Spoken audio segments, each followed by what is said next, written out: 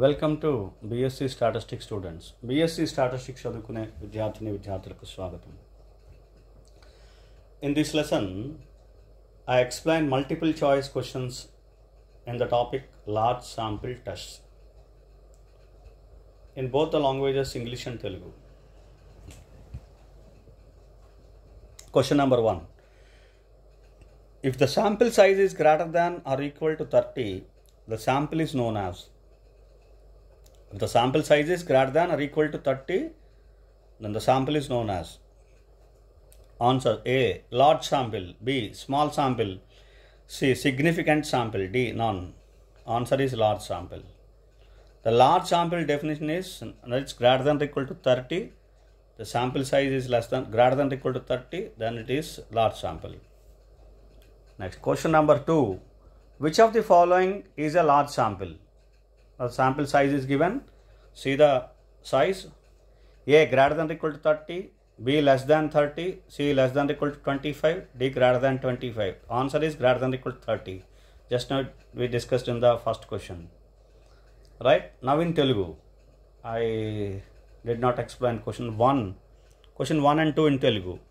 If the sample size is greater than or equal to 30, the sample is known as. Sample size greater than equal to 30 అయితే ఆ శాంపిల్ని ఏమంటారు? Sample size greater than equal to 30 అయితే ఆ శాంపిల్ని ఏమంటారు? Large sample, small sample, significant sample, none. Large sample answer. Greater than equal to 30 అయితే large sample, less than 30 అయితే స్మాల్ శాంపిల్.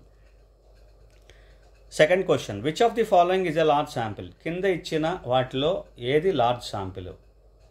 ఏది large sample? A. Greater than equal to 30. B. Less than 30. C. Less than equal to 25. D. Greater than 25. Answer is greater than equal to 30. Okay, 30 greater than equal to 30 అయితే ఆ శాంపిల్ని large sample కింద refer చేస్తాం. Okay, నా question number 3. The distribution is used in the large sample theory. So what is the distribution is going to be used in the large sample theory? A. Exponential. B. Gamma. C. Normal. D. All of these. The answer is normal. The distribution used in the large sample theory, that is entire large sample theory based on the normal distribution. So the answer is normal in Telugu. The distribution is used in the large sample theory. Large sample theory lo మనం use చేసే distribution ఏంటి?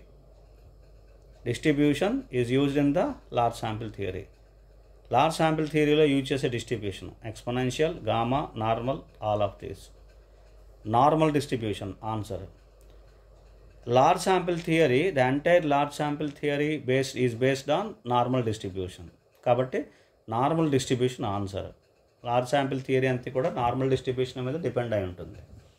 Right. Next question number 4. In large sample theory, when the null hypothesis will be rejected always? When a particular null hypothesis, whatever the setup null hypothesis, is rejected always. Answers: A. Modulus of z is greater than 1.96. B. Modulus of z is greater than 2.58. C. Modulus of z is greater than 3. D. All of these. Answer is C. Modulus of z is greater than 3. Right? If modulus of z is greater than 3, the null hypothesis H0 is always rejected. That the decision for testing of the hypothesis is rejected. Okay, now in Telugu.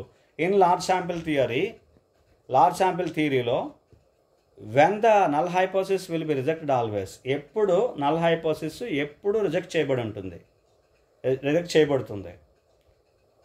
కింద ఇచ్చిన ఒక particular స్టేట్మెంట్లో ఎప్పుడు null hypothesis reject చేయబడుతుంది అంటే, ఏదైనా ఒక test ప్రొసీజర్లో test statistic calculate చేసిన తర్వాత, అంటే జెడ్ వాల్యూ క్యాలిక్యులేట్ చేసిన తర్వాత మనం టేబుల్ వాల్యూ చూసి యాక్సెప్ట్ చేస్తున్నామా రిజెక్ట్ చేస్తున్నామా అని చెప్తాం.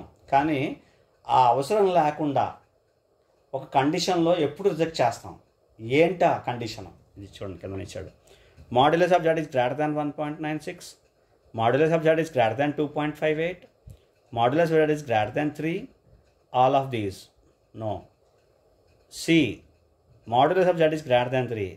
Modulus of Z greater than 3 అయితే ఎప్పుడు కూడా ఇంకా మనం level of significance, tabulated value ఏం చూడక్కలేదు, కంప్లీట్గా రిజెక్ట్ చేసేస్తాం. 3 అనే వాల్యూ మాత్రం దాటకూడదు, దాటితే రిజెక్ట్ చేసేస్తాం. లెస్ దాన్ 3 వస్తేనే ఎప్పుడు ఏ పర్సెంట్ దగ్గర యాక్సెప్ట్ చేస్తున్నామని చూడాలి. కాబట్టి దీనికి ఆన్సర్ ఏంటంటే C, modulus of Z is greater than 3. Next, the value of test statistics which separate critical region and acceptance region is called.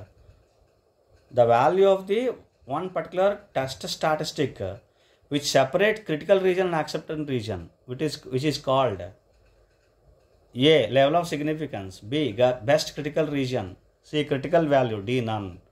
The answer is critical value or significant value, also known as critical value is also known as significant value. Okay, we'll see in the next bit. Yeah, okay, so therefore answer is C, critical value, right? Now in Telugu, the value of test statistic which separates the critical region and acceptance region is called. The value of the test statistic test statistic యొక్క value critical రీజన్ని, acceptance రీజన్ని రెండింటిని separate చేస్తుంది.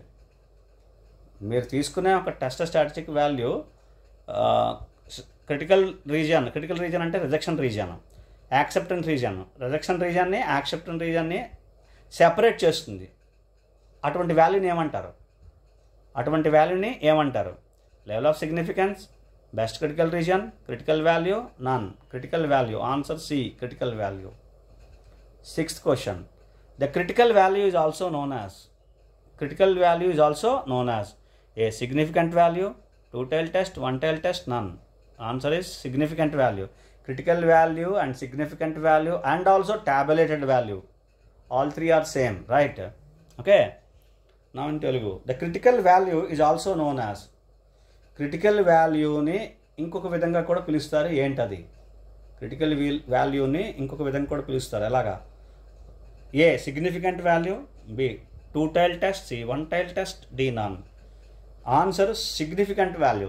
Critical value అన్నా, significant value అన్నా ఇంకోటి కూడా ఉంది, టాబులేటెడ్ వాల్యూ.